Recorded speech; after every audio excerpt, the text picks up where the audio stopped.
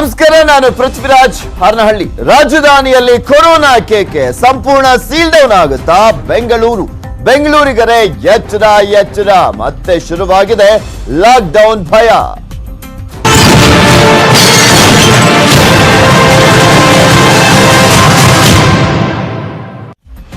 Corona ಸುನಾಮಿಗೆ ಬೆಚ್ಚಿ ಬಿದ್ದಿದೆ ಬೆಂಗಳೂರು. ಮೂಲವೇ ಸಿಗ್ತಾ ಇಲ್ಲ, ನಿಯಂತ್ರಣಕ್ಕೆ ಬರ್ತಾ ಇಲ್ಲ ಬೆಂಗಳೂರಿನಲ್ಲಿ. ಮುಂಬೈ ಹಾದಿಯಲ್ಲೇ ಸಾಗ್ತಾ ಇದೆ ಬೆಂಗಳೂರು. ಈಗ ಆಲ್ರೆಡಿ ನೋಡ್ತಾ ಇದ್ರಿ, ಪ್ರತಿ ದಿನದ ಹೆಲ್ತ್ ಬುಲೆಟಿನ್ ಅಲ್ಲೂ ಕೂಡ ಬೆಂಗಳೂರಿನಲ್ಲಿ ಯಾವ ರೀತಿಯಾಗಿ ಸಂಖ್ಯೆಗಳು ದಿನದಿಂದ ದಿನಕ್ಕೆ ಏರಿಕೆ ಆಗ್ತಾ ಹೋಗ್ತಾ ಇದೆ ಅಂತ. ಬಿಕಾಸ್ ನಿನ್ನೆ ಒಂದೇ ದಿನದ ಎಕ್ಸಾಂಪಲ್ ಅನ್ನು ನಾವು ತಗೊಂಡ್ರೆ 196 ಪ್ರಕರಣಗಳು ಬೆಂಗಳೂರಿನಲ್ಲಿ ದಾಖಲಾಗಿರುವಂತದ್ದು. ನಿನ್ನೆ ಒಂದೇ ದಿನ 196 ಪ್ರಕರಣಗಳು ದಾಖಲಾಗಿರುವಂತದ್ದು. ಇದು ಒಂದು ದಿನದಲ್ಲಿ ಅತಿ ಹೆಚ್ಚು ಪ್ರಕರಣಗಳು ದಾಖಲಾಗಿರುವಂತಹ ರೆಕಾರ್ಡ್ ಬೆಂಗಳೂರಿನಲ್ಲಿ.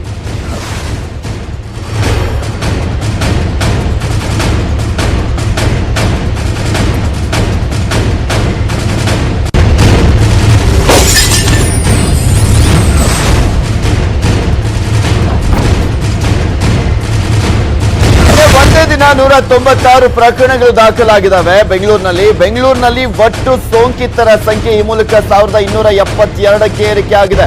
ಕಿಲ್ಲರ್ ಕೊರೋನಾಗೆ ಈವರೆಗೆ 64 ಮಂದಿ ಸಾವನ್ನಪ್ಪಿರುವಂತದ್ದು. ಕೊರೋನಾ ನಿಯಂತ್ರಣವೇ ಬಿಬಿಎಂಪಿಗೆ ಈಗ ಸವಾಲಾಗಿ ಪರಿಣಮಿಸಿದೆ. ಸಭೆ ಮೇಲೆ ಸಭೆ ಮಾಡಿದ್ರೂ ಕೂಡ ಸಿಗ್ತಾ ಇಲ್ಲ ಪರಿಹಾರ. ಸೊ ಹೀಗಾಗಿ ಸಿಎಂ ಬಿಎಸ್ವೈ ನೇತೃತ್ವದಲ್ಲಿ ಇಂದು ಮಹತ್ವದ ಸಭೆಯನ್ನ ಕರೆಯಲಾಗಿದೆ.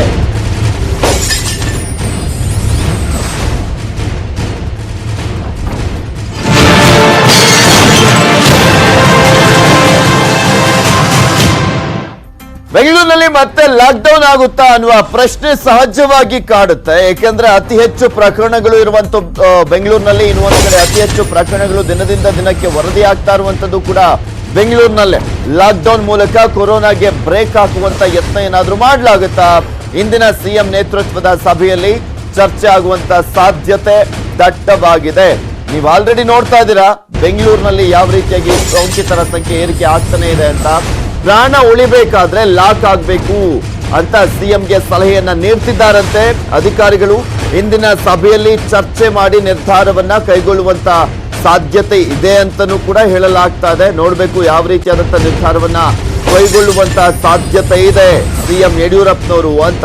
ಅವರೇ ಬೆಂಗಳೂರು ನಗರಾಭಿವೃದ್ಧಿ ಖಾತೆ ಅವರ ಕೈ ಅಡಿಯಲ್ಲೇ ಇರುವಂತದ್ದು. ಸೊ ಹೀಗಾಗಿ ಯಾವ ರೀತಿಯಾದಂತ ನಿರ್ಧಾರವನ್ನ ಯಡಿಯೂರಪ್ಪನವರು ಕೈಗೊಳ್ತಾರೆ ಕಾದು ನೋಡ್ಬೇಕಾಗಿದೆ.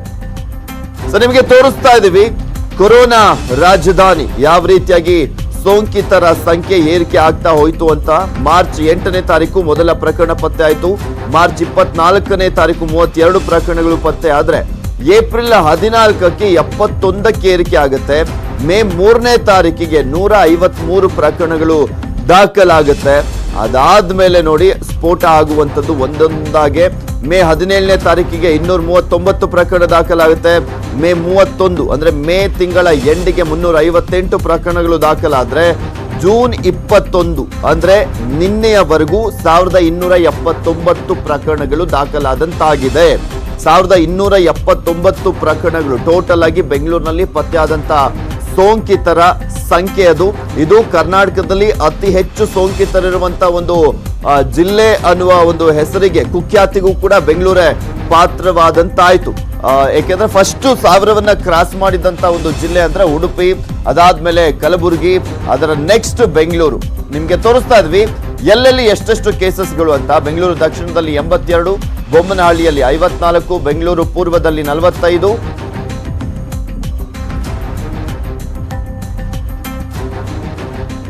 ಬೆಂಗಳೂರು ಪಶ್ಚಿಮದಲ್ಲಿ 38, ಮಹದೇವಪುರದಲ್ಲಿ 32, RR ನಗರದಲ್ಲಿ 17, ಯಲಹಂಕದಲ್ಲಿ 17, ದಾಸರಹಳ್ಳಿಯಲ್ಲಿ 9. ಟೋಟಲ್ ಆಗಿ 1272 ಟೋಟಲ್ ಆಗಿ ಪತ್ತೆ ಆಗಿರುವಂತಹ ಸೋಂಕಿತರ ಸಂಖ್ಯೆ ಬೆಂಗಳೂರಿನಲ್ಲಿ. ಅದರ ಪರ್ಸೆಂಟೇಜ್ ಅನ್ನ ಕೂಡ ನಿಮ್ಗೆ ತೋರಿಸ್ತಾ ಇದೀವಿ, ಎಲ್ಲೆಲ್ಲಿ ಎಷ್ಟೆಷ್ಟು ಪರ್ಸೆಂಟೇಜ್ ಪತ್ತೆ ಆಗಿದೆ ಅನ್ನೋದು.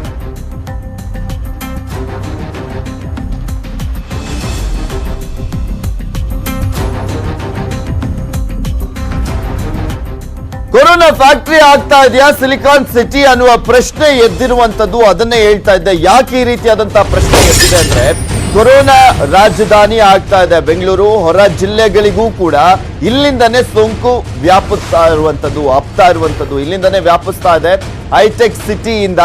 ಸೊ ಹೀಗಾಗಿನೇ ಸಹಜವಾಗಿ ಕೊರೋನಾ ಕಾರ್ಖಾನೆ ಆಗ್ತಾ ಇದೆಯಾ ಬೆಂಗಳೂರು ಅನ್ನುವ ಪ್ರಶ್ನೆ ಎದ್ದೇಳ್ತಾ ಇರುವಂತದ್ದು. ಇತ್ತೀಚೆಗೆ ನಾವು ನೋಡ್ತಾ ಇರುವಂತ ಹೆಲ್ತ್ ಬುಲೆಟಿನ್ ನಲ್ಲಿ ಬೆಂಗಳೂರಿನ ಲಿಂಕ್ ಇರುವಂತ ಪ್ರಕರಣಗಳು ಕೂಡ ಜಾಸ್ತಿ ಆಗ್ತಾ ಇದಾವೆ. ಬೆಂಗಳೂರು ಅಂದ್ರೆ ಭಯ ಬೀಳ್ತಾ ಇದ್ದಾರೆ ಜನ. ಬೆಂಗಳೂರು ಅಂದ್ರೆ ಹೆಂಗಸರು ಮಕ್ಕಳಿಗೂ ಕೂಡ ಒಂದು ರೀತಿಯಾಗಿ ನಡುಕ. ಎಲ್ಲಿ ಯಾವ ಏರಿಯಾದಲ್ಲಿ ಸೋಂಕಿದೆಯೋ ಏನೋ, ಸೋಂಕಿತರು ಇದ್ದಾರೋ ಏನೋ ಅಂತ ಸಾಕಾಗಿ ಹೋಗ್ತಾ ಇದೆ. ಬೆಂಗಳೂರಿನ ಸಹವಾಸ ಅಂತ ಹೇಳ್ತಿರುವಂತವರೇ ಹೆಚ್ಚು. ಎಲ್ಲಿಂದ ಬರ್ತಿದೆ, ಹೇಗೆ ಬರ್ತಿದೆ ಅಂತಾನೆ ಗೊತ್ತಾಗ್ತಾ ಇಲ್ಲ.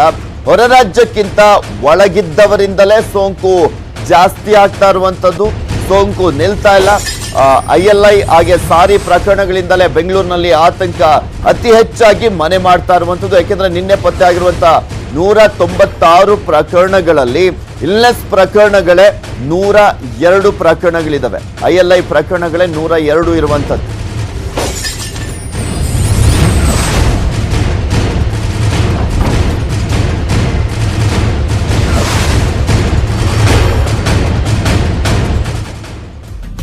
ಬೆಂಗಳೂರಲ್ಲಿ ಸಾವು ಸೋಂಕಿನ ಏರಿಕೆಗೆ ಬಿಬಿಎಂಪಿ ಕಂಗಾಲಾಗಿದೆ. ಬಿಬಿಎಂಪಿಗೆ ಕೊರೋನಾ ನಿಯಂತ್ರಣವೇ ದೊಡ್ಡ ಸವಾಲಾಗಿರುವಂತದ್ದು.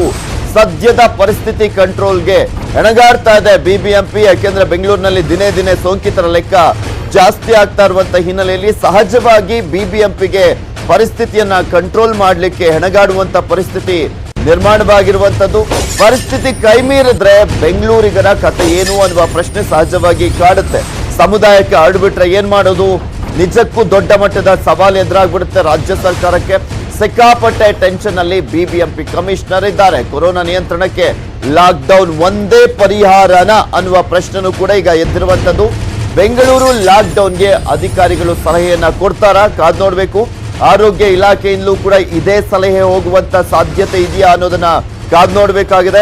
ಲಾಕ್ಡೌನ್ ನಿಂದ ಮಾತ್ರ ಕೊರೋನಾ ನಿಯಂತ್ರಣ ಸಾಧ್ಯ ಅನ್ನೋದು ಎಲ್ರಿಗೂ ಗೊತ್ತಿರುವಂತ ವಿಚಾರನೆ. ಆದ್ರೆ ಯಾವ ರೀತಿಯಾಗಿ ಬ್ರೇಕ್ ಹಾಕಲಾಗುತ್ತೆ ಅನ್ನೋದನ್ನ ನೋಡ್ಬೇಕಾಗಿದೆ. ಇದೆಲ್ಲದ್ರ ಬಗ್ಗೆ ಕಂಪ್ಲೀಟ್ ಡೀಟೇಲ್ಸ್ ಅನ್ನ ನೀಡ್ತಾರೆ ನಮ್ಮ ಪ್ರತಿನಿಧಿ ಥಾಮಸ್ ಪುಷ್ಪರಾಜ್. ನೇರ ಸಂಪರ್ಕದಲ್ಲಿ ಜಾಯ್ನ್ ಆಗ್ತಾ ಇದ್ದಾರೆ. ಎಸ್ ಥಾಮಸ್, ನೋಡ್ತಾ ಇದೀವಿ ಈಗ ಕರ್ನಾಟಕದಲ್ಲಿ ಅತಿ ಹೆಚ್ಚು ಸೋಂಕಿತರಿರುವಂತ ಜಿಲ್ಲೆ ಅಂದ್ರೆ ಅದು ಬೆಂಗಳೂರು. ಆ ಒಂದು ಕುಖ್ಯಾತಿಗೂ ಕೂಡ ಪಾತ್ರವಾಗೋಯ್ತು. ನಿನ್ನೆ 196 ಪ್ರಕರಣಗಳು ದಿನೇ ದಿನೇ ಅತಿ ಹೆಚ್ಚಿನ ಸಂಖ್ಯೆಯಲ್ಲಿ ದಾಖಲಾಗ್ತಾ ಇದಾವೆ ಬೆಂಗಳೂರಿನಲ್ಲಿ ಸೋಂಕಿತರ ಲೆಕ್ಕ. ಸೊ ಯಾವ ರೀತಿಯಾಗಿ ನಿಯಂತ್ರಣ ಮಾಡುವಂತ ನಿಟ್ಟಿನಲ್ಲಿ ಬಿಬಿಎಂಪಿ ಮುಂದಾಗಿದೆ. ಇವತ್ತು ಯಡಿಯೂರಪ್ಪನವರು ಬೇರೆ ಸಭೆಯನ್ನ ಕರೆದಿದ್ದಾರೆ. ಯಾವೆಲ್ಲ ವಿಚಾರಗಳು ಪ್ರಮುಖವಾಗಿ ಚರ್ಚೆ ಆಗುತ್ತೆ? ಲಾಕ್ಡೌನ್ ಆಗುತ್ತಾ ಅನ್ನುವ ಪ್ರಶ್ನೆ ಇದೆ, ಏನು ಉತ್ತರ ಸಿಗ್ಬೋದು ಇದಕ್ಕೆ?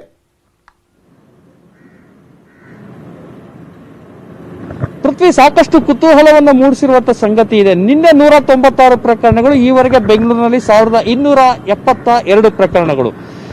ಎಲ್ಲ ಒಂದ್ ಕಡೆ ಪರಿಸ್ಥಿತಿ ಔಟ್ ಆಫ್ ಕಂಟ್ರೋಲ್ ಆಗ್ತಾ ಇದೆ ಪೃಥ್ವಿ. ಯಾಕಂತೇಳಿದ್ರೆ ಪ್ರಕರಣಗಳು ದಿನೇ ದಿನೇ ಹೆಚ್ಚಾಗ್ತಾ ಇದೆ. ಸೋಂಕಿತರ ಪ್ರಕರಣಗಳು ಹೆಚ್ಚಾಗ್ತಾ ಇದೆ. ರಿಕವರಿ ಆಗುವಂತವರ ಸಂಖ್ಯೆ ತುಂಬಾ ಕಮ್ಮಿ ಆಗ್ತಾ ಇದೆ. ಸಾವಿನ ಸಂಖ್ಯೆಯಲ್ಲೂ ಕೂಡ ಎಲ್ಲ ಒಂದ್ ಕಡೆ ಹೆಚ್ಚಳವಾಗ್ತಿರುವಂತದ್ದು. ಎಲ್ಲ ಒಂದ್ ಕಡೆ ಬಿಬಿಎಂಪಿಗೆ ಇವತ್ತು ಪರಿಸ್ಥಿತಿಯನ್ನ ನಿಭಾಯಿಸೋದಕ್ಕೆ ಸಾಧ್ಯವಾಗದಿರುವಂತ ಒಂದು ಅಸಹಾಯಕ ಪರಿಸ್ಥಿತಿಯಲ್ಲಿ ತಂದು ನಿಲ್ಲಿಸಿದೆ ಇವತ್ತು. ಹಾಗಾಗಿ ಇವತ್ತು 12 ಗಂಟೆಗೆ ಸಿಎಂ ಯಡಿಯೂರಪ್ಪನವರ ನೇತೃತ್ವದಲ್ಲಿ ಏನು ಬಿಬಿಎಂಪಿ ಅಧಿಕಾರಿಗಳು, ಅದರಲ್ಲಿ ಪ್ರಮುಖ ಬಿಬಿಎಂಪಿ ಅಧಿಕಾರಿಗಳ ಸಭೆ ನಡೀತಾ ಇದೆ.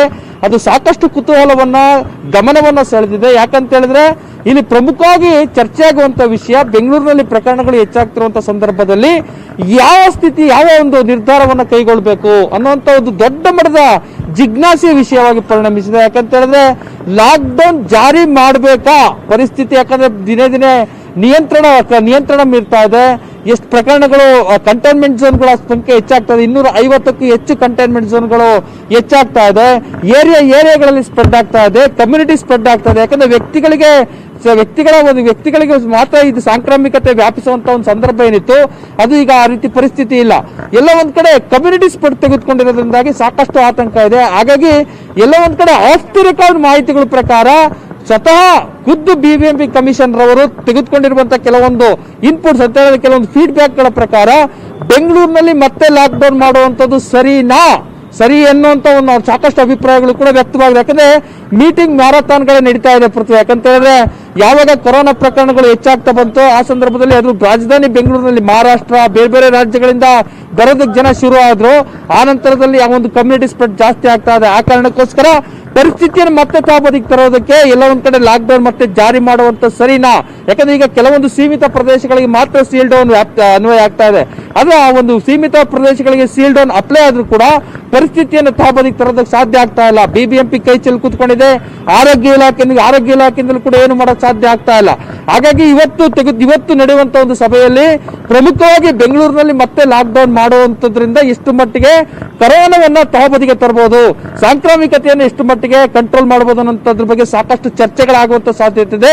ಎಲ್ಲ ಒಂದ್ ಕಡೆ ಬಹುತೇಕ 75 to 80% ಅಷ್ಟು ಲಾಕ್ ಡೌನ್ ಜಾರಿ ಆದ್ರೆ ಸರಿ ಅನ್ನುವಂತ ಒಂದು ಅಭಿಪ್ರಾಯಗಳು ವ್ಯಕ್ತವಾಗ್ತಿದೆ, ಸಲಹೆಗಳು ವ್ಯಕ್ತವಾಗ್ತಿದೆ ಅಂತ ಮಾತುಗಳು ಕೂಡ ಕೇಳಿ ಬರ್ತದೆ. ಎಲ್ಲಕ್ಕಿಂತ ಹೆಚ್ಚಾಗಿ ಈ ಅಭಿಪ್ರಾಯ ಕೇವಲ ಬಿಬಿಎಂಪಿಯಿಂದ ಮಾತ್ರ ಅಲ್ಲ, ವಸ್ತುಸ್ಥಿತಿಯನ್ನು ಮೊದಲಿಂದನೂ ಕೂಡ ಅವಲೋಕಿಸ್ತಾ ಬರ್ತಾ ಇರುವಂತ, ಸಾಂಕ್ರಾಮಿಕತೆಯ ವ್ಯಾಪಕತೆಯನ್ನು ಮೊದಲಿಂದನೂ ಕೂಡ ಅವಲೋಕನ ಮಾಡ್ತಾ ಬಂದಿರುವಂತ ಟಾಸ್ಕ್ ಫೋರ್ಸ್ ಇರ್ಬೋದು, ಆರೋಗ್ಯ ಇಲಾಖೆಯ ಸಾಕಷ್ಟು ಅಧಿಕಾರಿಗಳೇನಿದ್ದಾರೆ ಅವರು ಕೂಡ ಇದಕ್ಕೆ ಪೂರಕವಾದಂತಹ ಸಲಹೆಗಳನ್ನೇ ಕೊಟ್ಟಿದ್ದಾರೆ ಅನ್ನೋ ಮಾಹಿತಿಗಳು ಕೇಳಿ ಬರ್ತಾ ಇದೆ.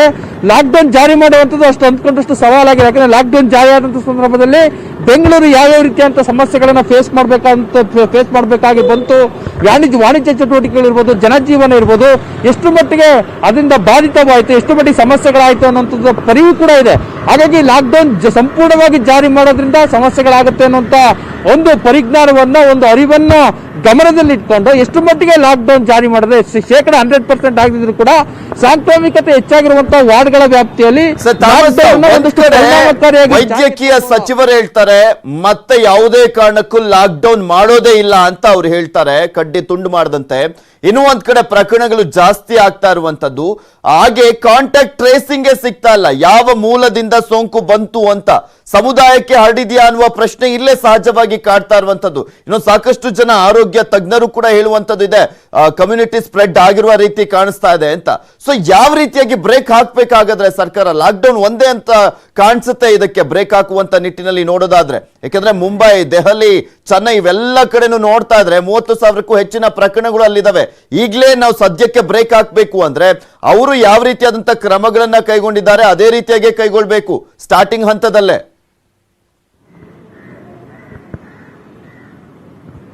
ಹೌದು ಪೃಥ್ವಿ, ಯಾಕಂತ ಹೇಳಿದ್ರೆ ಬೆಂಗಳೂರು ಮುಂಬೈ ಮಾದರಿಯ ಒಂದು ಸ್ವರೂಪವನ್ನು ಪಡೆದುಕೊಳ್ತಾ ಇದೆ. ಸಾವಿನ ಪ್ರಕರಣಗಳು ಹೆಚ್ಚಾಗ್ತಾ ಇದೆ. ಮೊದಲು ಸಾವಿನ ಸಂಖ್ಯೆ ಅಷ್ಟು ಮಟ್ಟಿಗೆ ಇರ್ತಾ ಇರಲಿಲ್ಲ.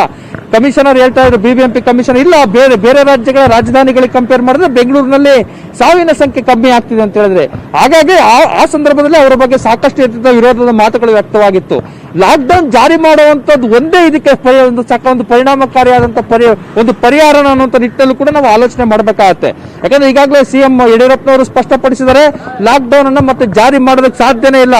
ಅದು ರಾಜ್ಯ ವ್ಯಾಪಿ ಅಂತ ಅಲ್ಲ, ಅವ್ರು ಯಾವ ಒಂದು ಏರಿಯಾಗಳಲ್ಲಿ ಪರ್ಟಿಕ್ಯುಲರ್ ಆಗಿ ಅನ್ನೋಂಥದ್ದು ಈಗಾಗಲೇ ಸ್ಪಷ್ಟಪಡಿಸಿಲ್ಲ. ಆದ್ರೆ ಎಲ್ಲ ಒಂದ್ ಕಡೆ ಪರಿಸ್ಥಿತಿ ಹತೋಟಿ ಮೀರ್ತಾ ಇದೆ, ನಿಯಂತ್ರಣ ಮೀರ್ತಿದೆ ಅನ್ನೋ ಸಂದರ್ಭ ಬಂದಂತ ಟೈಮಲ್ಲಿ, ಅದರಲ್ಲೂ ರಾಜಧಾನಿ ಇವತ್ತು ಹೊರಗಡೆ ಮಹಾರಾಷ್ಟ್ರದಿಂದ ಬಂದಂತವರು, ತಮಿಳುನಾಡಿಂದ ಬಂದಂತವರು, ಆಂಧ್ರದಿಂದ ಬಂದಂತವರಿಂದ ಎಲ್ಲ ಒಂದ್ ಕಡೆ ಸ್ಪ್ರೆಡ್ ಆಗ್ತಿದೆ ಅನ್ನೋ ಅಂಶಗಳಿತ್ತು. ಆದ್ರೆ ಇವತ್ತು ಬೆಂಗಳೂರಿಂದ ಬೇರೆ ಬೇರೆ ಭಾಗಗಳಿಗೆ ಹೋದಂತವರಿಂದಲೂ ಕೂಡ ಸಾಕಷ್ಟು ಸ್ಪ್ರೆಡ್ ಆಗ್ತಾ ಇದೆ. ಹಾಗಾಗಿ ಸಮಸ್ಯೆ ತುಂಬಾ ಗಂಭೀರವಾಗಿದೆ ಪೃಥ್ವಿ. ಯಾಕಂತ ಕೇವಲ ನಾವು ವಾಣಿಜ್ಯಿಕ ಚಟುವಟಿಕೆಗಳನ್ನ, ಆರ್ಥಿಕತೆಯನ್ನು ಮಾತ್ರ ಗಮನದಲ್ಲಿಟ್ಕೊಳ್ಳೋದಕ್ಕೆ ಸಾಧ್ಯ ಆಗಲ್ಲ. ಯಾಕಂದ್ರೆ ಬೆಂಗಳೂರು ಫ್ಲೋಟಿಂಗ್ ಪಾಪ್ಯುಲೇಷನ್ ಸೇರಿದಂತೆ ಕೋಟ್ಯಾಂತರ ಸಂಖ್ಯೆಯಲ್ಲಿ ಜನ ವಾಸ ಮಾಡ್ತಾ ಇದ್ದಾರೆ. ಕಮ್ಯುನಿಟಿ ಸ್ಪ್ರೆಡ್ ಅನ್ನೋಂಥದ್ದು ಈಗ ಪ್ರಾಥಮಿಕ ಹಂತದಲ್ಲಿ ಒಂದಷ್ಟು ಆತಂಕಕಾರಿಯಾದ ಸನ್ನಿವೇಶವನ್ನು ಸೃಷ್ಟಿ ಮಾಡಿದೆ. ಹಾಗಾಗಿ ಪ್ರಾಥಮಿಕ ಹಂತದಲ್ಲಿ ಅದಕ್ಕೆ ಕಡಿವಾಣ ಆಗದೆ ಇದ್ರೆ ಅದು ದೊಡ್ಡ ಮಟ್ಟದ ಮುಂಬೈ ಮಾದರಿ ಅಥವಾ ತಮಿಳುನಾಡು ಮಾದರಿ ಅಥವಾ ತೆಲಂಗಾಣ ಮಾದರಿ ಅಥವಾ ಆಂಧ್ರ ಮಾದರಿಯ ಈ ರೀತಿ ಸ್ವರೂಪವನ್ನು ಪಡೆದುಕೊಳ್ಳುವಂತ ಸಾಧ್ಯತೆಗಳು. ಹಾಗಾಗಿ ಎಲ್ಲ ಒಂದ್ ಕಡೆ ವಾಣಿಜ್ಯಿಕ ಚಟುವಟಿಕೆಗಳನ್ನು ನಾವು ಗಮನದಲ್ಲಿಟ್ಕೊಂಡ್ರು ಕೂಡ ಅದನ್ನು ಬದಿಗೊತ್ತಲೇಬೇಕಾದ ಇಂಥ ಸಂದರ್ಭದಲ್ಲಿ.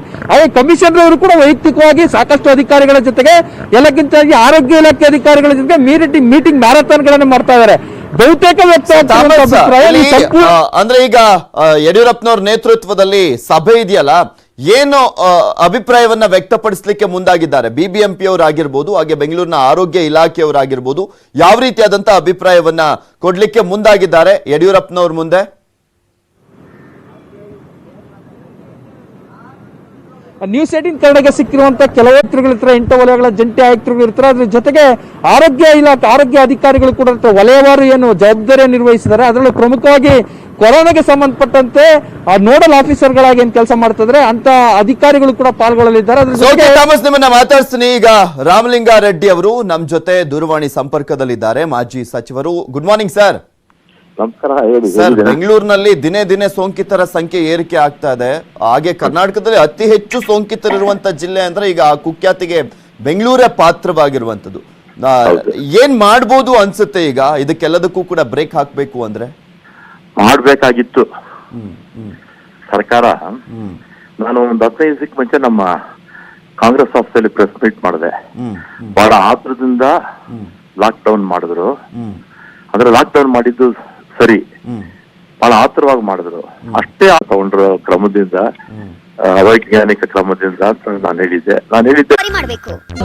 ಭಯ ಆಗ್ತಾ ಇತ್ತು. ಈಗ 1000 ಕೇಸ್, ಒಂದಲ್ಲ ಎರಡಲ್ಲ 3 ಜಿಲ್ಲೆಗಳಲ್ಲಿ 10 ಶತಕದ ಸೋಂಕು ಈಗ ಆಲ್ರೆಡಿ ದಾಟಿ ಹೋಗಿದೆ. 10 ಶತಕ ಅಂದ್ರೆ 1000ಕ್ಕೂ ಹೆಚ್ಚಿನ ಪ್ರಕರಣಗಳು ದಾಖಲಾಗಿದ್ದಾವೆ 3 ಜಿಲ್ಲೆಗಳಲ್ಲಿ. ಸೋಂಕು ಸಾವಿನ ಲೆಕ್ಕದಲ್ಲೂ ಕೂಡ 3 ಜಿಲ್ಲೆಗಳದ್ದೇ ಆತಂಕ ಮನೆ ಮಾಡಿರುವಂತದ್ದು. ನಿಮ್ಗೆಲ್ರಿಗೂ ಗೊತ್ತಿದೆ ಆ 3 ಜಿಲ್ಲೆಗಳು ಯಾವುದು ಅಂತ. ಬೆಂಗಳೂರು, ಕಲಬುರಗಿ, ಉಡುಪಿ. ಬೆಂಗಳೂರಲ್ಲಿ ದಿನದ ಗರಿಷ್ಠ ಕೇಸ್ ಅಂದ್ರೆ ನಿನ್ನೆ ದಾಖಲಾಗಿರುವಂತದ್ದು 196. 2ನೇ ಸ್ಥಾನದಲ್ಲಿ ಉಡುಪಿ ಇದೆ, 3ನೇ ಸ್ಥಾನದಲ್ಲಿ ಕಲಬುರಗಿ ಜಿಲ್ಲೆ ಇರುವಂತದ್ದು. ಸಾವಿನ ಲೆಕ್ಕದಲ್ಲೂ ಕೂಡ 3 ಜಿಲ್ಲೆಗಳದ್ದೇ ಟೆನ್ಷನ್ ಮನೆ ಮಾಡಿದೆ ರಾಜ್ಯ ಸರ್ಕಾರಕ್ಕೆ. ಯಾಕೆಂದ್ರೆ ಈ 3 ಜಿಲ್ಲೆಗಳಲ್ಲೂ 1000ಕ್ಕೂ ಹೆಚ್ಚಿನ ಪ್ರಕರಣಗಳು ದಾಖಲಾಗಿರುವಂತದ್ದು. ಒಂದ್ ಕಡೆ ಇಲ್ಲಿ ಬೆಂಗಳೂರಿನಲ್ಲಿ 1272 ಕೇಸ್ಗಳು ದಾಖಲಾಗಿದ್ದಾವೆ. ಅದ್ರ ಬಗ್ಗೆನೇ ಅಪ್ಡೇಟ್ಸ್ ಅನ್ನು ನಿಮ್ಗೆ ನೀಡ್ತಾ ಇದ್ವಿ ಮೊದಲ ಒಂದು ಬ್ರೇಕಿಂಗ್ ಇನ್ನ ಮುಂಚೆ. ಅದಾದ್ಮೇಲೆ ಕಲಬುರಗಿ ಜಿಲ್ಲೆಯಲ್ಲಿ 1199 ಪ್ರಕರಣಗಳು ದಾಖಲಾಗಿರುವಂತದ್ದು. ಹಾಗೆ 1000ಕ್ಕೂ ಹೆಚ್ಚಿನ ಪ್ರಕರಣಗಳು ಉಡುಪಿಯಲ್ಲೂ ಕೂಡ ದಾಖಲಾಗಿದ್ದಾವೆ. ಸೊ ಹೀಗಾಗಿನೇ ಸಹಜವಾಗಿ ಆತಂಕ ಮನೆ ಮಾಡ್ತಾ ಇದೆ. ಈ ಜಿಲ್ಲೆಗಳಲ್ಲಿ ಯಾವ ರೀತಿಯಾಗಿ ಕಂಟ್ರೋಲ್ ಮಾಡುವಂತದ್ದು ಅಂತ ರಾಜ್ಯ ಸರ್ಕಾರಕ್ಕೆ ಸವಾಲಾಗಿದೆ. ನಿಮಗೆ ತೋರಿಸ್ತಾ ಇದ್ವಿ ಕಲಬುರಗಿಯಲ್ಲಿ ಯಾವ್ಯಾವ ರೀತಿಯಾಗಿ ಕೇಸಸ್ಗಳು ದಾಖಲಾಗ್ತಾ ಹೋಯ್ತು ಅಂತ. ಜೂನ್ ಅಂದ್ರೆ ನಿನ್ನೆಗೆ 1199 ಪ್ರಕರಣಗಳು ದಾಖಲಾಗಿದ್ದಾವೆ. ಇದರಲ್ಲಿ ಗುಣಮುಖರಾಗಿರುವಂತದ್ದು 697 ಜನ ಗುಣಮುಖರಾಗಿದ್ದಾರೆ. ಇನ್ನ ಉಡುಪಿಯದ್ದನ್ನ ತೋರಿಸ್ತಾ ಇದ್ವಿ. ಏಪ್ರಿಲ್ ನಲ್ಲಿ 3 ಕೇಸ್ಗಳು ದಾಖಲಾಗಿದ್ವು. ಅದಾದ್ಮೇಲೆ ಹೋಗ್ತಾ ಹೋಗ್ತಾ ಮೇ ನಲ್ಲಿ 187 ಕೇಸ್ಗಳು ದಾಖಲಾಗಿದ್ದಂಥದ್ದು ಮೇ ಎಂಡೊಳಗೆ. ಅದರ ನಂತರನೇ ಉಡುಪಿಯಲ್ಲಿ ಸ್ಫೋಟ ಆಗಿದ್ದು ಆ ಸೋಂಕಿನ ಲೆಕ್ಕ ಇದುವರೆಗೂ ನಿನ್ನೆಯ ಲೆಕ್ಕದ ಪ್ರಕಾರ 1063 ಇದಾವೆ. ಬಟ್ ಇಲ್ಲಿ ಖುಷಿಯ ವಿಚಾರ ಅಂದ್ರೆ 959 ಜನ ಗುಣಮುಖರಾಗಿದ್ದಾರೆ. ಇನ್ನ ಉಳಿದಿರುವಂತ ಆಕ್ಟಿವ್ ಕೇಸಸ್ಗಳು ಮಾತ್ರ 102 ಅಷ್ಟೇ. ಕೇಂದ್ರದಿಂದ ಶಹಬ್ಬಾಸ್ ಗಿರಿ ಸಿಕ್ತು ರಾಜ್ಯ ಸರ್ಕಾರಕ್ಕೆ. ಸೊ ಹೀಗಾಗಿ ಹಿರಿ ಹಿಗ್ಬಿಟ್ಟಿದ್ರು ನಮ್ಮ ರಾಜ್ಯ ಸರ್ಕಾರದವರು. ಕರ್ನಾಟಕ ಮಾದರಿ ರಾಜ್ಯ ಅಂತ ಹೆಮ್ಮೆ ಪಟ್ಟಿದ್ದು ಆ ಸಂದರ್ಭದಲ್ಲಿ ಕೇಂದ್ರ ಸರ್ಕಾರ ಹೊಗಳಿತ್ತು. ಹಾಗೆ ಬಿಜೆಪಿ ರಾಷ್ಟ್ರೀಯ ಅಧ್ಯಕ್ಷರು ಕೂಡ ಬೇಷ್ ಅಂತ ಹೇಳಿದ್ರು. ಯಡಿಯೂರಪ್ಪನವರಿಗೆ ಅತ್ಯುತ್ತಮವಾದಂತಹ ಕಾರ್ಯವನ್ನ ಮಾಡ್ತಾ ಇದ್ದೀರಾ ಅಂತ. ಈಗ ಕರ್ನಾಟಕದಲ್ಲೇ ಮಿತಿ ಮೀರಿ ಹೋಗ್ತಾ ಇದೆ ಕೊರೋನಾ ಸೋಂಕಿನ ಲೆಕ್ಕ. 10,000 ಗಡಿಗೆ ಬಂದು ತಲುಪಿದ್ದೀವಿ. ವಿಕಾಸಸೌಧ, ಪೊಲೀಸ್ ಸ್ಟೇಷನ್, ಆಸ್ಪತ್ರೆಗಳಲ್ಲೂ ಕೂಡ ಸೋಂಕು ಕಾಣಿಸ್ಕೊಳ್ತಾ ಇದೆ. ಕೊರೋನಾ ವಾರಿಯರ್ಸ್ ಗಳಲ್ಲೇ ಅತಿ ಹೆಚ್ಚಾಗಿ ಈಗ ಸೋಂಕು ಕಾಣಿಸ್ಕೊಳ್ತಾ ಇರುವಂತದ್ದು ಇತ್ತೀಚಿನ ದಿನಗಳಲ್ಲಿ ಗಮನಿಸ್ತಾ ಇದ್ವಿ.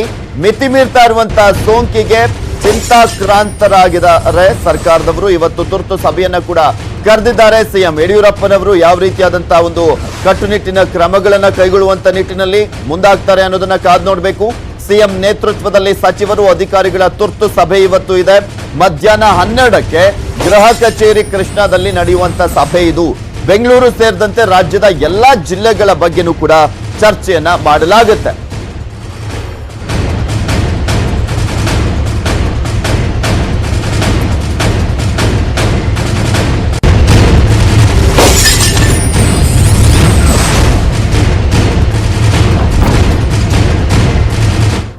ಮತ್ತಷ್ಟು ಅಪ್ಡೇಟ್. ಬೆಂಗಳೂರು ಕೊರೋನಾ ಕಾರ್ಖಾನೆ ಆಗ್ತಾ ಇದೆಯಾ ಅನ್ನುವ ಪ್ರಶ್ನೆಯನ್ನ ಎತ್ತಿದ್ವಿ. ಯಾವ ಕಾರಣಕ್ಕೆ ಅಂತ ನಿಮಗೂ ಕೂಡ ಗೊತ್ತಿದೆ. ಬೆಂಗಳೂರಿನ ಪ್ರಕರಣಗಳು ಬೇರೆ ಜಿಲ್ಲೆಗಳಲ್ಲೂ ಕೂಡ ಪತ್ತೆ ಆಗ್ತಾ ಇರುವಂತದ್ದು. ಇನ್ನೊಂದ್ ಕಡೆ ದಿನೇ ದಿನೇ ಸೋಂಕಿತರ ಸಂಖ್ಯೆ ಬೆಂಗಳೂರಿನಲ್ಲಿ ಏರಿಕೆ ಆಗ್ತಾನೆ ಇದೆ. ರಾಜ್ಯದಲ್ಲಿ ಅತಿ ಹೆಚ್ಚು ಸೋಂಕಿತರಿರುವಂತಹ ಒಂದು ಕುಖ್ಯಾತಿಗೆ ಪಾತ್ರವಾಗಿರುವಂತದ್ದು ಈಗ ಬೆಂಗಳೂರೇ. ಯಾಕೆಂದ್ರೆ 1272 ಪ್ರಕರಣಗಳು ದಾಖಲಾಗಿದ್ದಾವೆ ಬೆಂಗಳೂರಲ್ಲಿ. ಸೊ ಹೀಗಾಗಿ ಸಹಜವಾಗಿ ಆತಂಕ ಮನೆ ಮಾಡ್ತಾನೆ ಇರುವಂತದ್ದು. ಸೊ ಏನ್ ಮಾಡ್ಬೇಕು ಅನ್ನುವ ಪ್ರಶ್ನೆ ಈಗ ಎದ್ದಿದೆ. ಇನ್ನೊಂದ್ ಕಡೆ ಸೀಲ್ ಡೌನ್ ಆಗುತ್ತಾ ಚಿಕ್ಕಪೇಟೆ ಅನ್ನುವ ಪ್ರಶ್ನೆ. ಸೀಲ್ ಡೌನ್ ಆಗುತ್ತಾ ಚಿಕ್ಕಪೇಟೆ? ಅತಿ ಹೆಚ್ಚು ವ್ಯಾಪಾರ ಆಗುವಂತಹ ಒಂದು ಕೇಂದ್ರ ಬೆಂಗಳೂರಿನಲ್ಲಿ ಅಂದ್ರೆ ಅದು ಚಿಕ್ಕಪೇಟೆ ಸೀಲ್ ಡೌನ್ ಆಗುತ್ತಾ ಅನ್ನುವ ಪ್ರಶ್ನೆ ಎದ್ದಿದೆ. ಯಾವ ಕಾರಣಕ್ಕೋಸ್ಕರ ಅನ್ನೋದ್ರ ಬಗ್ಗೆನೂ ಕೂಡ ಹೇಳ್ತಾ ಹೋಗ್ತೀನಿ. ಸಹಜವಾಗಿ ಎಲ್ಲಾ ಕಡೆನೂ ಈಗ ಬೆಂಗಳೂರಿನಲ್ಲಿ ಸೋಂಕಿತರ ಒಂದು ವರದಿಗಳನ್ನ ನೋಡ್ತಾನೆ ಇದೀವಿ. ಆ ಒಂದು ಏರಿಯಾದಲ್ಲಿ ಸೋಂಕು ಪತ್ತೆಯಾದಂತಹ ಸಂದರ್ಭದಲ್ಲಿ ಆಯಾಯ ಏರಿಯಾಗಳನ್ನ ಸೀಲ್ ಡೌನ್ ಮಾಡ್ಲಾಗ್ತಾ ಇರುವಂತಹ ಪ್ರಕರಣಗಳು ಕೂಡ ಜಾಸ್ತಿ ಆಗ್ತಾನೆ ಇದೆ. ಸೊ ಹೀಗಾಗಿ ಈಗ ಚಿಕ್ಕಪೇಟೆಯಲ್ಲೂ ಕೂಡ ಸೋಂಕು ಹೆಚ್ಚಳ ಆಗ್ತಾ ಇರುವಂತಹ ಹಿನ್ನೆಲೆಯಲ್ಲಿ ಚಿಕ್ಕಪೇಟೆಯನ್ನು ಕೂಡ ಬಹುತೇಕ ಸೀಲ್ ಡೌನ್ ಮಾಡುವಂತ ಸಾಧ್ಯತೆ ಇದೆ ಅಂತ ಹೇಳಲಾಗ್ತಾ ಇದೆ. ವ್ಯಾಪಾರವನ್ನ ಸ್ಥಗಿತಗೊಳಿಸಲಿಕ್ಕೆ ಚಿಂತನೆಯನ್ನ ಮಾಡಲಾಗ್ತಾ ಇದೆ ಅಂತ ಹೇಳಲಾಗ್ತಾ ಇರುವಂತದ್ದು. ಯಾಕೆಂದ್ರೆ ಚಿಕ್ಕಪೇಟೆಯಲ್ಲಿ ನೀವು ಎಷ್ಟೇ ಬ್ರೇಕ್ ಹಾಕಿ ಅಲ್ಲಿ ವ್ಯಾಪಾರ ವಹಿವಾಟು ಆಗಿದ್ದೇ ಆದಲ್ಲಿ ಅಂದ್ರೆ ನಡೀತಾನೆ ಇದ್ದಲ್ಲಿ ಸಾಕಷ್ಟು ಸಂಖ್ಯೆಯಲ್ಲಿ ಜನ ಬರ್ತಾನೆ ಇರ್ತಾರೆ. ಮೊದಲೇ ಅಂದ್ರೆ ವ್ಯಾಪಾರ ಜಾಸ್ತಿ ಆಗುವಂಥದ್ದು, ಮದುವೆಗಳಿಗೆ ಸೀರೆಯನ್ನ ತಗೊಳ್ಳುವಂಥದ್ದಾಗಿರ್ಬೋದು ಅಥವಾ ಈ ಎಲೆಕ್ಟ್ರಾನಿಕ್ ಐಟಮ್ಸ್ ಗಳಾಗಿರ್ಬೋದು, ಅಲ್ಲೇ ಅತಿ ಹೆಚ್ಚಾಗಿ ಅಂಗಡಿಗಳು ಇರುವಂಥದ್ದು. ಸೊ ಹೀಗಾಗಿ ಅಲ್ಲಿಗೆ ಬೇರೆ ಬೇರೆ ಜಿಲ್ಲೆಗಳಿಂದಲೂ ಕೂಡ ಬರ್ತಾರೆ ಜನ, ಬೇರೆ ಬೇರೆ ರಾಜ್ಯಗಳಿಂದಲೂ ಕೂಡ ಬರ್ತಾರೆ. ಸೊ ಹಾಗಾಗಿ ಸಾಕಷ್ಟು ಸಂಖ್ಯೆಯಲ್ಲಿ ಜನ ಇದ್ದೇ ಇರ್ತಾರೆ. ಸೊ ಇದನ್ನ ಕಂಟ್ರೋಲ್ ಮಾಡ್ಲಿಕ್ಕೆ ಸಾಧ್ಯ ಕೂಡ ಆಗೋದಿಲ್ಲ ಒಂದೊಂದ್ಸಲಿ. ಸೊ ಹೀಗಾಗಿ ಇದಕ್ಕೆ ಬ್ರೇಕ್ ಹಾಕ್ಬಿಟ್ರೆ ಬೆಟರು ಅನ್ನುವ ಒಂದು ಚಿಂತನೆ ನಡೀತಾ ಇರುವಂತಹ ಹಿನ್ನೆಲೆ, ಸೀಲ್ ಡೌನ್ ಮಾಡಿಬಿಟ್ರೆ ಬೆಟರು ಅನ್ನುವ ಚಿಂತನೆ ಈಗ ನಡೀತಾ ಇದೆ. ಚಿಕ್ಕಪೇಟೆ ಬಹುತೇಕ ಸೀಲ್ ಡೌನ್ ಆಗುವಂತ ಒಂದು ಸಾಧ್ಯತೆ ದಟ್ಟವಾಗಿದೆ. ವ್ಯಾಪಾರ ಸ್ಥಗಿತಗೊಳಿಸಲಿಕ್ಕೆ ಚಿಂತನೆಯನ್ನ ಮಾಡಲಾಗಿದೆ. ನಿಮಗೆ ತೋರಿಸ್ತಾ ಇದೀವಿ ಈಗ ಆಲ್ರೆಡಿ ಯಾವ ರೀತಿಯಾದಂತಹ ಒಂದು ಸ್ಥಿತಿ ಅಲ್ಲಿದೆ ಚಿಕ್ಕಪೇಟೆಯಲ್ಲಿ ಅಂತ. ಚಿಕ್ಕಪೇಟೆಯಲ್ಲಿ ಕಂಪ್ಲೀಟ್ ಆಗಿ ಸೀಲ್ ಡೌನ್ ಆಗಿರುವಂತ ಸ್ಥಿತಿನೇ ಈಗ ಇರುವಂತದ್ದು. ಯಾವ ಕಾರಣ ಅಂದ್ರೆ ಸೋಂಕಿನ ಲೆಕ್ಕ ಬೆಂಗಳೂರಿನಲ್ಲಿ ದಿನೇ ದಿನೇ ಜಾಸ್ತಿ ಆಗ್ತಿರುವಂತದ್ದು. ಹಾಗೆ ಚಿಕ್ಕಪೇಟೆಯಲ್ಲೂ ಕೂಡ ಸೋಂಕಿತರು ಪತ್ತೆ ಆಗ್ತಾ ಇರುವಂತ ಹಿನ್ನೆಲೆಯಲ್ಲಿ ಸೀಲ್ ಡೌನ್ ಮಾಡಿರುವಂತ ದೃಶ್ಯಾವಳಿಯನ್ನ ನಿಮ್ಗೆ ತೋರಿಸ್ತಾ ಇದೀವಿ. ಅತಿ ಹೆಚ್ಚಿನ ಸಂಖ್ಯೆಯಲ್ಲಿ ಅಲ್ಲಿಗೆ ಜನ ಬರ್ತಾ ಇದ್ರು. ಸೊ ಹೀಗಾಗಿ ಚಿಕ್ಕಪೇಟೆಯನ್ನ ಸ್ತಬ್ಧ ಮಾಡಲಾಗಿದೆ, ಮಾಡುವಂತ ಸಾಧ್ಯತೆ ದಟ್ಟವಾಗಿದೆ. ಚಿಕ್ಕಪೇಟೆಯನ್ನ ಸೀಲ್ ಡೌನ್ ಮಾಡುವಂತ ಸಾಧ್ಯತೆ ದಟ್ಟವಾಗಿರುವಂತದ್ದು. ಈಗ ಆಲ್ರೆಡಿ ಚಿಕ್ಕಪೇಟೆ ಸ್ತಬ್ಧವಾಗಿರುವಂತ ದೃಶ್ಯಾವಳಿಯನ್ನ ನಿಮ್ಮ ಮುಂದೆ ಇಟ್ಟಿದ್ದೀವಿ.